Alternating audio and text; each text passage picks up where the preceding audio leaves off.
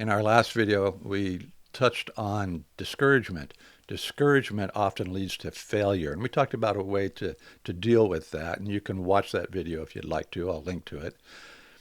This time we're looking at frustrations, which is a whole different deal. They don't lead to failure necessarily. They can, but they don't need to. In fact, just the opposite. They can lead to great success. And how does that work? Well, it's because when we're frustrated about something, we begin to mull over options. What can we do? Discouragement is when we've lost hope and we've lost any sense of where to go. There's no options. It's just like, this is blown up. It's gone. But frustrations, well, let me give you an example. This was a big example in my experience as the children's pastor for many years at my church. The budget. We never had enough money to do it. At least that's what I thought. I felt this frustration. But instead of going, oh, okay, let's just forget it. We don't need a Sunday school or anything. Of course not. That's silly. What I did was, how can I stretch the dollars I do have? What parts, what things am I doing that I don't really need to spend this much money on or whatever? So that's a good question. And other questions that come up, that you start thinking about, is there a way we can encourage people to give more? Is there a way we can fundraise? Things like that.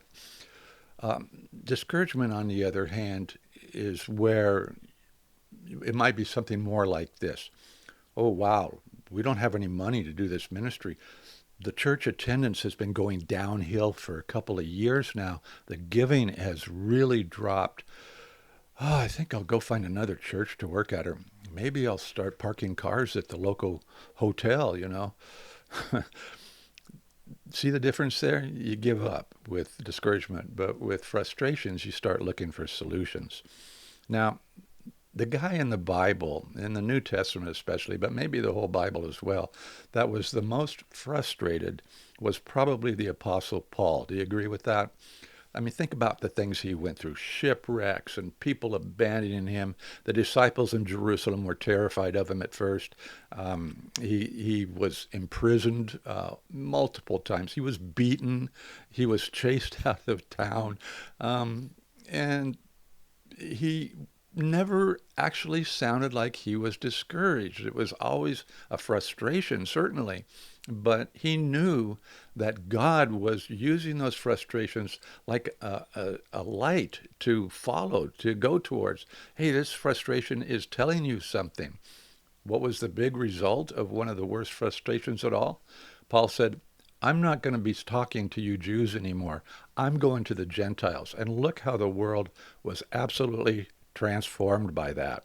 Excuse me a second. Yeah. And one lesson I've learned in thinking this through is that discouragement does lead to failure. It leads away from service and ministry.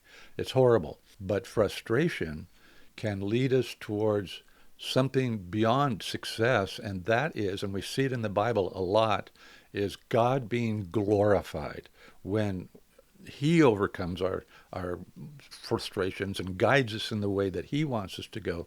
It gets back to that point I made in the discouragement video, and that is, our plans are often frustrated. God's never are. So always remember, when you're struggling with, I don't have enough Sunday school teachers, I'm always having to recruit, it's driving me nuts, it's so frustrating. Just remember that God is saying, I want you to think about what you're doing and how to do it better. In my case, when I was frustrated with that very same thing, I learned that the best thing to do was to have another person do all of that. In other words, I recruited one person after failing to recruit dozens that I needed. There you have it, and I hope in all your frustrations you will learn to glorify God. Thank you for serving God by working with kids, if that's what you do. God bless you now.